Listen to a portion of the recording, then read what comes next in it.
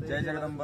मी माहूरगड तांबुलवाला. मी माझ्या मित्रमंडळींसोबत आलेलो आहे. आता नेमकंच इथं पोहोचलो नवनाथ महाराजांच्या स्थानावर आणि आई रेणुका देवीचे मुख्य पुजारी शक्तिपूजक श्री आपले शुभम भोपी पाटील हे श्री नवनाथ महाराज यांची पूजा अर्चना करत आहेत.